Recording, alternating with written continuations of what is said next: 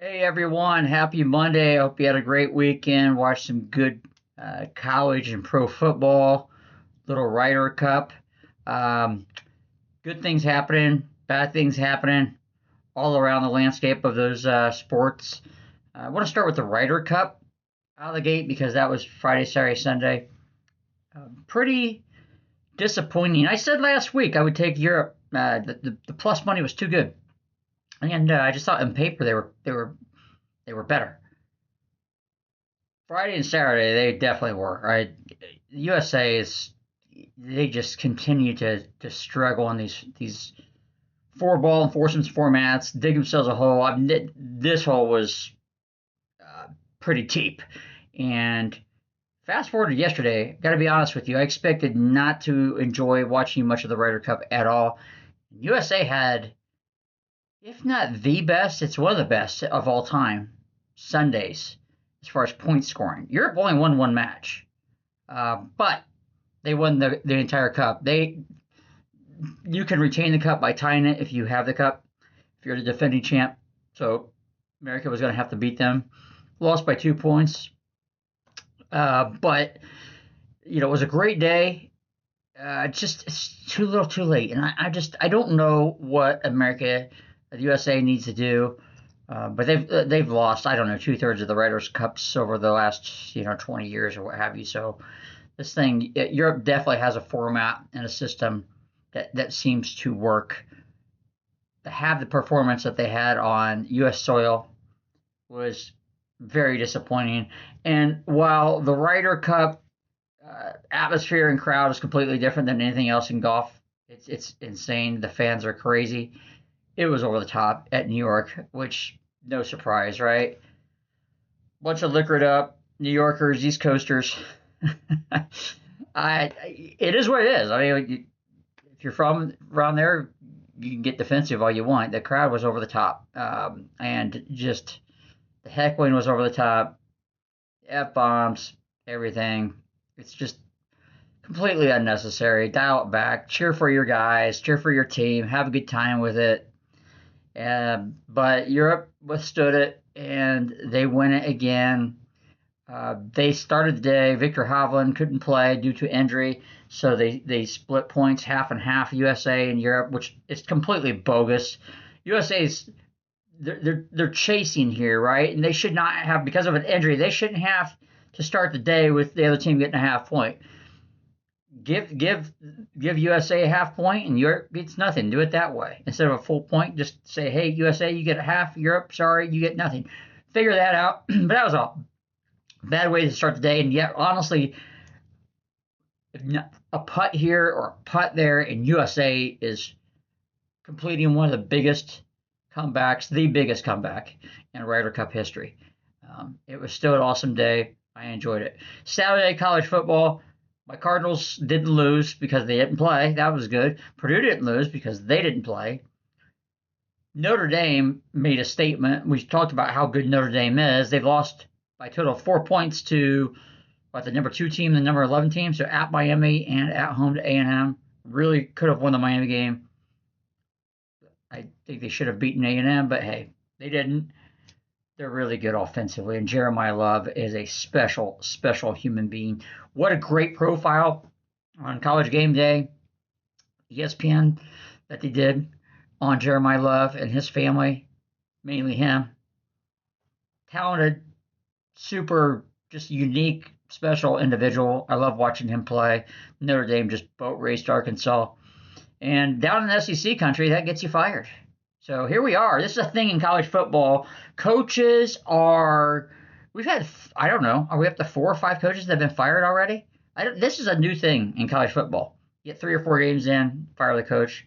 But Mike Gundy, Oklahoma State, he gone. Arkansas's coach is gone. And there's others out there. But nonetheless, Notre Dame just clobbered them from the get-go. And Arkansas could do nothing to slow them down. Notre Dame should run the table the rest of the way. Will 10-2 be enough for them to get in? Who knows? We got to see what everyone else does. They're going to need help because their schedule isn't as such that they're going to have quality wins to get the rest of the way. A&M and Miami were those two. They didn't get them. Not the worst losses in the world, but they didn't get them. So there's that. IU, big game in Iowa. This was I'm gonna tell you, Iowa's defense impressed me. Now, not betting the under in this game, I don't know how I overlooked that. 47 points. I've said it once. I've said it 10 times. Bet Iowa unders. They can't score this year. They're supposed to be able to score. They didn't, but man, their defense was laying the wood to IU. They were clobbering them, and they were doing just enough. You feel like they would have won the game if not for their quarterback with a knee injury leaving the game in the third quarter. That was huge. That was massive. Iowa missed a also go ahead, say chip chop field goal, but I feel like it was like 38 yards. Missed it badly after the kid just drilled a 54-yarder. So, but yeah, Iowa losing their quarterback was huge. IU struggled offensively. They couldn't. Every time they tried to run the ball up the middle, I feel like they barely got the ball handed off before Iowa's defense was in the backfield clobbering the running back or making the tackle. And I was impressed with some hits, and they were clean hits. I give the refs credit in this game. They could have, they would have incorrectly called a couple of these massive hits excessive, and they weren't. You watch the replay, it's shoulder on shoulder, and they're clean hits. So it was a really good game. Crazy game. IU gets the win on a I think it was 3rd and 10 slant. Iowa was bringing the house over and over, and they were getting to Mendoza, IU's quarterback. But I thought in my mind after watching the first down play, second down play, I thought, man, if they just are a split second later and getting to Mendoza, they're going to get burnt because there's nobody left. It was, 9 guys coming in, it felt like. And that's what happened. IU, and Coach Signetti said this. You were like, look, we couldn't stop them. We had to call a quick slant. That was the only way. Get the ball out, get it out quickly. You're going to have one-on-one and see what happens. And that's what happened. IU won the one-on-one battle. There was nobody left in the secondary for Iowa. They couldn't stop it. And that's ball game. So, listen, all you got to do in games like this is survive. I could sit here and easily tell you that I was probably thinking they should have won this game, but you know what? IU played well enough to win the game. They toughed it out. They won in a different kind of way that you're not used to seeing. And because the previous week, what did we see? We saw them put 62 or 3 on Illinois, who, by the way, bounced back and beat USC at Illinois. I liked that game going in, +7 Illinois, and they took care of business. So everything's changing in college football every week. We've got all kinds of stuff. The Alabama-Georgia game was awesome. The A&M, it was Mississippi State-Tennessee game was awesome. And the Ole Miss-LSU game was awesome.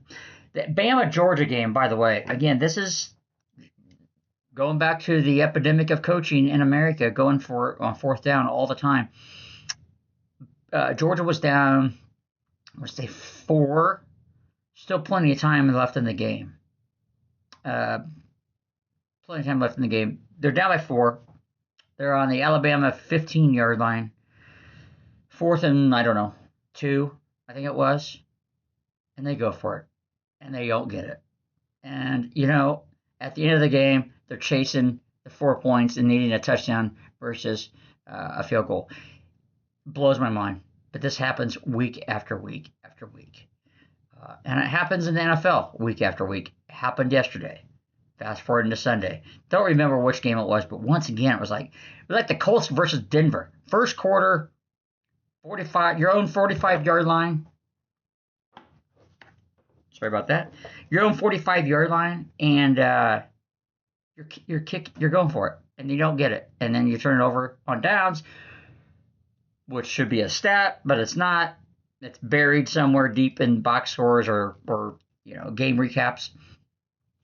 But the other team starts their drive from the 45-yard line, and When I'm constantly having these conversations with people. They're like, no matter where it is on the field, time and score. Well, yeah, but if they get this, then the game's over. Or if they get this, then X, Y, or Z. But they never, ever say, but if they don't get this, it's going to be twice as bad as what the result would be if they got it. Does that make sense? Like, it's not a 50-50 proposition here, folks. Going for it and not taking points and then losing the game by 3 later on is very significant to how that game played out. And so, we saw it with the Colts, the Denver game. They got rescued by a penalty. Otherwise, we're talking about that play calling, and we did. And we're talking about the midfield 4th down plays, 4th and 2. And we did. And those plays, those decisions cost them in the moment, but they got bailed out, in my opinion. Whatever, a penalty that you never see. But I also hear people say all the time, well, it's not that I cared, but it doesn't bother me that they went for it. It's the play call. I wasn't a fan of the play call. Well, that's all part of it. Executing the play, getting the right play call in. It's all part of it. The other defense is trying to stop you too. So, you can sit here and when you get stuffed 2 yards in the backfield, well, I didn't like that play call. Well, why are you going for it then? What do you want to do? Air it out? It's just, it happens every week in the NFL. The Colts, they didn't lose by play calling per se. They lost in just about every way I could think of. It's unbelievable. This is a game they should have won. This is a game they played really well against one of the best teams in the league at their place, the LA Rams, SoFi Stadium. The Colts, look, A.D. Mitchell. There is coaching involved in this, by the way. So you can pile on A.D. Mitchell, and probably should. He made one of the better plays of the year, at least for the Colts. Heck of a catch. Breaks the tackle. Heck of a run. And then, because I guess he wants to he's got the ball in his left hand. He's running. I think he wants to hold the ball out with his right hand, so he's in the process of shifting it to his right hand. He drops it before he crosses the goal line. You could tell. Guys are coming up, celebrating with him. And because he scooped it up in the end zone, or whatever, after the fact, after it went out of bounds. Sorry. People were kind of celebrating with him, and he's like, get away from me. He knew right away. 2 things I would say about that play. How does this continue to happen? The Colts lost to Denver last year in a game in which Jonathan Taylor broke off a big run, and right before he's crossing the goal line, he just casually drops the ball. Got to time it right to look cool, right? Like right as you catch it, boom, you drop it. Only he dropped it right before he crossed. Instead of the Colts being up 20-6, 27, in control of the game. A tiebreaker game, by the way, where if they win that, they win a tiebreaker on Denver and make the playoffs later on. 13, the touchdown doesn't count. Denver gets the ball back. 13-7. Everything changed from that point. So that play, for whatever reason, isn't talked about nearly enough last year. I know it's Jonathan Taylor. He gets to get by with it a little bit more, but it doesn't change the outcome. It doesn't change the fact that the outcome was massively impacted by that decision and by that play. Same thing with the Rams. Now, I'll give AD a little bit of credit. He didn't just drop the ball. He just lost control of the ball. No matter. Keep control of the ball, get to the end zone, and then do your thing. I don't care. Do the sideways worm, do whatever. Row the boat, do all these cool things. But they didn't do that.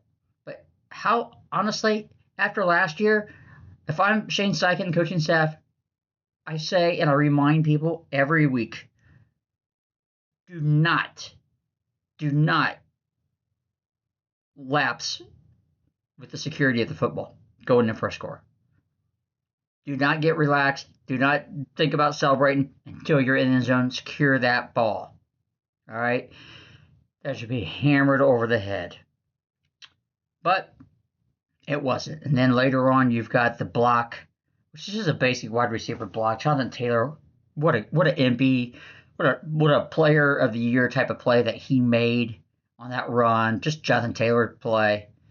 Gets wiped out. Another play where if they score, I think the Colts win that game. A.D. Mitchell took an easy routine block and made it more difficult than it had to be.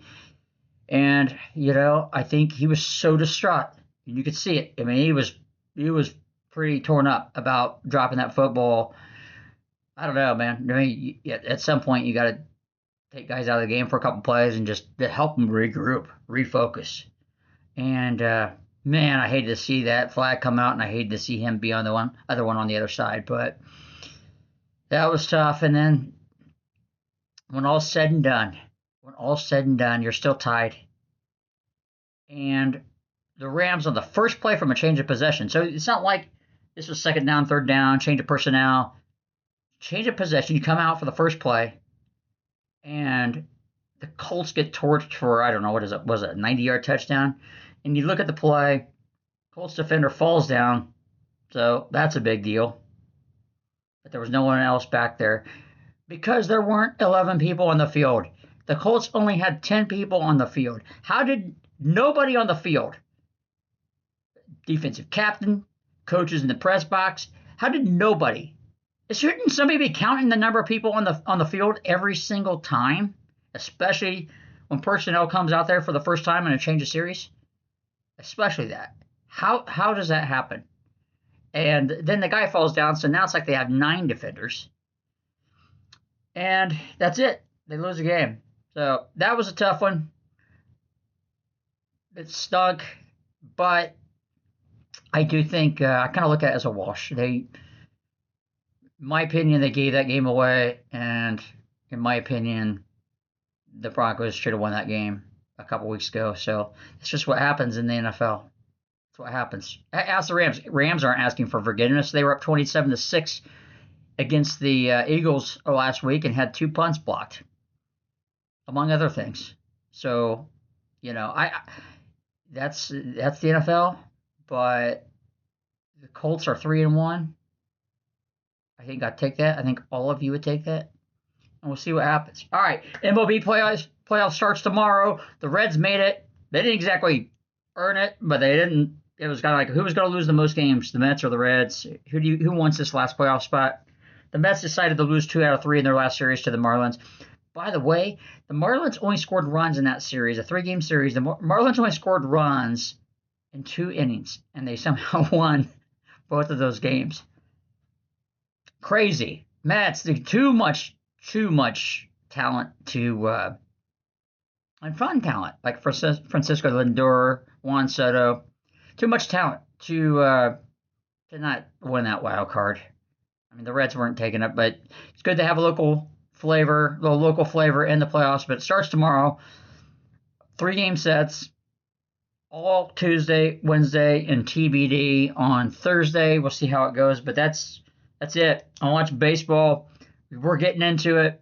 It's a great time of year.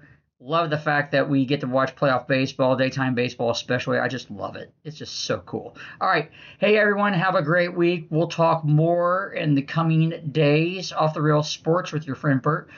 Thanks for watching, and we'll talk soon. Take care.